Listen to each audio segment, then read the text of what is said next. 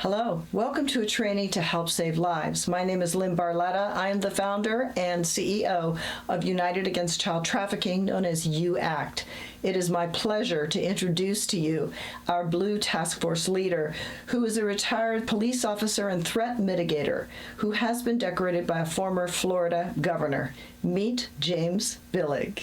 I'm James Billig. To our law enforcement partners, thank you for taking the time to participate in this important training brief. This program was developed specifically for law enforcement officers serving in and around FIFA host cities to assist in identifying human and child trafficking, recognizing indicators of victimization, understanding trafficking operations, and applying best practices for intervention and enforcement. This training was developed by UACT Blue Task Force retired law enforcement team with input from Homeland Security professionals, forensic interview specialists, and members from our Survivors Task Force. Subject matter experts who were once trafficked and now serve training law enforcement officers throughout the U.S. and Canada. As you prepare for the FIFA World Cup, it's important to understand the scope of this event. FIFA is the largest internationally attended event in the world, exponentially surpassing both the Olympics and the Super Bowl. The State Department estimates upwards of 10 million domestic and international travelers for this tournament. An estimated 32% of visitors will be what are known as anchor travelers, individuals who may remain in the United States for as long as 3 weeks. While the vast majority of these visitors will be legitimate fans, the massive influx of people, large crowds, and demand generated by an international tournament, this includes transitional human trafficking organizations, child exploitation networks, and individual offenders seeking to profit from this event. Specialized training task forces led by Homeland Security, FinCEN, and the FBI will be monitoring online advertisements, digital exploitation communications, and financial transactions. They may be working directly with local agencies through TFOs and ICAC detectives. However, the first line of defense will continue to be observations made by local law enforcement officers during everyday enforcement activities. You are the boots on the ground who have the greatest opportunity to disrupt the cycle in real time. Traffic stops, calls for service at hotels, gas stations, and bars, and transit stations and entertainment districts around the stadium. Each of these encounters may provide an opportunity to identify a victim, disrupt a trafficking operation, and potentially save a life. As we review the following information, remember that human trafficking cases rarely present themselves in an obvious manner. We are highlighting tips provided by UACT Survivor Task Force leader Talicia Espinosa. She won the 2026 Polaris Award for her work with law enforcement. She stresses that successful interdiction often depends on recognizing multiple indicators that, when viewed together, reveal a larger pattern of criminal activity. Let's begin by discussing the most common field indicators law enforcement officers may encounter during FIFA operations. During traffic stops, pay close attention to the dynamics inside the vehicle. One of the most common indicators is the vehicle command dynamic, where the driver or other individual maintains control of all identification documents, wallets, and personal property for the group. Passengers may look to this person for permission before speaking or making eye contact with officers, and even stay silent and allow the controller to answer all questions. Victims are often moved rapidly between cities to maintain control and create disorientation. During field interviews or traffic stops, you may encounter individuals who cannot identify what city they are in, where they are staying, or how long they've been in the area. They may know they are attending a local World Cup event, but possess very little knowledge of their surroundings. Don't be hesitant to come right out and ask them who's playing or who their favorite team is. Pay attention to asymmetrical travel groups. This may include an adult traveling with multiple juveniles or young adults who clearly appear unrelated or present significant differences in dress, hygiene, physical condition, and socioeconomic appearance. These differences should prompt additional inquiry. A controller may appear well-dressed and well-equipped, while the individuals under their control appear fatigued, malnourished, or inappropriately dressed for the environment. Luggage and personal property can also provide important clues.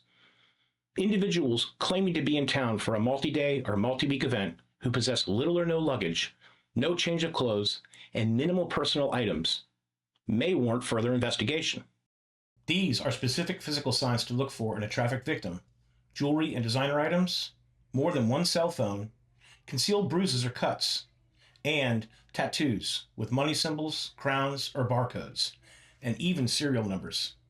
You may also find tattoos with the handler or trafficker's name. Understanding the tradecraft traffickers utilize for lodging is critically important. Traffickers commonly utilize an inner and outer ring to house victims. The inner lodging ring is located within approximately 5 miles of the event. These locations are utilized for high turnover activity, where hourly and nightly rooms are the preferred choice. The outer lodging ring may exist up to 60 miles from the host location. They are used for longer-term housing of victims.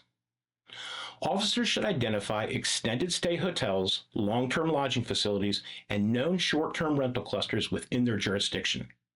Directed patrols and neighborhood canvasses should be conducted around properties that have historically generated high traffic complaints or suspicious activity reports. Equally important is the development of relationships with hotel front desk staff, property managers, security personnel, and short-term rental owners. Prior to and during the event, officers should conduct outreach visits, provide contact information with your business card, and educate these partners on the signs of human trafficking. These contacts are force multipliers and often become some of the most valuable sources of information. Beyond environmental and situational red flags, officers must also be trained to recognize subtle behavioral indicators that often reflect coercion, control, and trauma. One of the most significant behavioral cues is abnormal eye contact. Victims may avoid eye contact entirely or may display the permission glance, consistently looking toward a suspected controller before answering even simple questions. Others may maintain a rigid downward gaze in effort to avoid detection or engagement with law enforcement. Victims often exist in a state of hypervigilance. They may exhibit exaggerated startle responses such as flinching, jumping, or shaking when approached.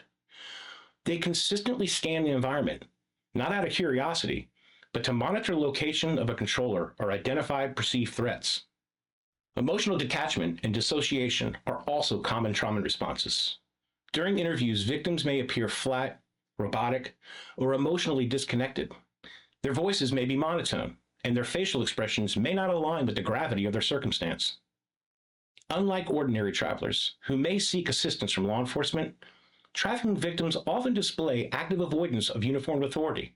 They may alter their path, step behind other individuals, or turn away when officers are present. Even physically separated from a controller, victims often remain under intense psychological control. They may frequently check phones, answer to specific ringtones, or continually look towards vehicles, rooms, or corridors where a controller may be present. It's vitally important to understand that victims will defend or protect their exploiter. Due to trauma bonding, fear, and intense coercion, they may minimize abuse, insist that everything is normal, or become defensive when law enforcement questions the legitimacy of their situation. Do your best to avoid confirmation bias. Confirmation bias in policing is a subconscious psychological tendency for officers and investigators to seek, interpret, and remember information that validates their pre-existing theories or beliefs, while ignoring or undervaluing contradictory evidence. This bias is exceptionally common during trafficking investigations. When interviewing an uncooperative individual who appears to be a suspect, investigators may overlook that this person is possibly a trafficking victim who has been coerced or trained to lie at all costs. Because of this dynamic, developing genuine rapport at the onset is instrumental to break through these psychological barriers and uncover the truth. Experts from our Survivors Task Force consistently emphasize that while being trafficked, their contact with law enforcement was seen as an opportunity for freedom, yet they did not trust the process enough to turn on their trafficker. If conducting a human trafficking investigation, there is a greater likelihood that a trafficking victim will provide information regarding the sex buyer than they will about their trafficker. Remember, the trauma bond between a victim and their trafficker is often far stronger than any fear of law enforcement or the consequences of arrest. As a result, investigators should follow the path of least resistance. Victims typically harbor less loyalty towards the sex buyer, who may be abusive, or is the individual directly engaging in the sex act. Best practice is to use information provided about the sex buyer to identify how communications and financial transactions were established and to develop intelligence that may lead to the trafficker and the broader criminal network. Finally, disorientation regarding time and place is common. Victims may be unable to accurately identify the day of the week, time of day, or how long they have been in a specific location. This is not simple jet lag or travel fatigue, but rather a significant loss of autonomy and control over their environment. To effectively interdict human trafficking during large-scale events, officers must understand the structure of the criminal ecosystem operating on the ground. The trafficking network generally consists of three primary roles: the handler, the bottom, and the buyer, or commonly referred to as the John. The handler operates as the controller and enforcer of the group. They maintain constant visual control over victims and often position themselves to observe all movements and interactions. Handlers may utilize multiple devices, manage communications, and coordinate logistics. They frequently intercept law enforcement contacts and attempt to control the narrative by claiming relationships, such as a spouse, family member, or a manager. The bottom, also known as the bottom girl or captain, is a victim who has been manipulated or elevated into a position of control over other victims. This individual often assists in logistics, scheduling, and daily operations while remaining under the same coercive control structure. The bottom often serves as the primary spokesperson during law enforcement contact and is conditioned to protect the handler and maintain the appearance of legitimacy. This also applies when dealing with a group of juveniles. A significant red flag is when one individual within the group does all the speaking for the others.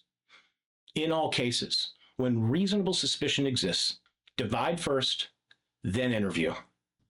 The buyer or John represents the demand of the criminal network. During international events, buyers often blend into tourist populations and may operate from hotels, sports bars, and entertainment districts near the venue. This is particularly common in the outer ring, where lodging is more affordable. Many will embed themselves around the host cities for extended periods, appearing as ordinary fans while participating in illegal transactions. Understanding this behavioral triad, the handler, the bottom, and the buyer, is critical to identifying the full structure of trafficking operations. During these investigations, the majority of physical evidence is often contained on the cell phones used by the trafficker, user, and the victim. Investigators should review their state statutes regarding the seizure of electronic devices, as well as laws related to the destruction or tampering of evidence, to determine when it's legally permissible to take custody of a device if a victim or suspect attempts to delete, alter, or destroy evidence during an investigation. If you take custody of a smartphone, the following steps should be taken to preserve digital evidence for further forensic examination. 1. Obtain the device passcode when legally authorized and possible. Next, once access is gained, place a device in airplane mode to preserve data for further forensic review. Then connect the device to a power source to ensure it remains charged to prevent shutdown or loss of access.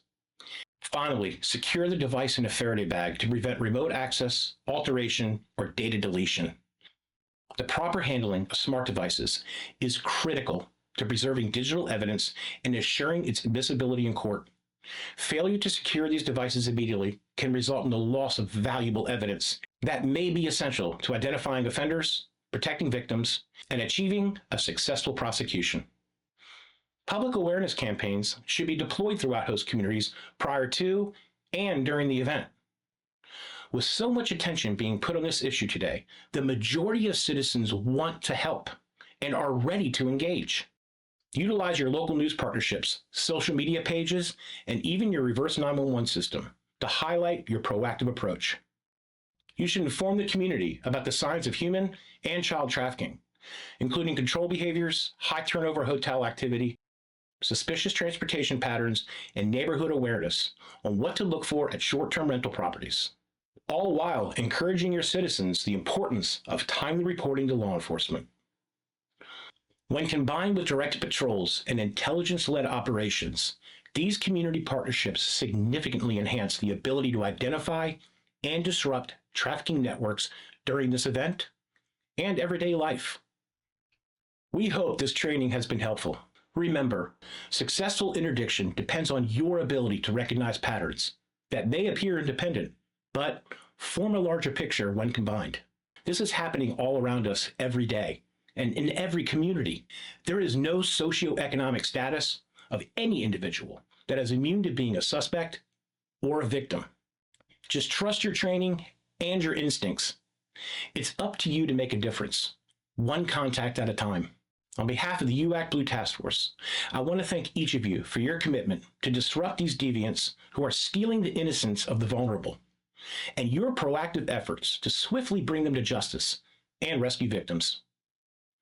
Again, thank you for being the tip of the spear and making a difference.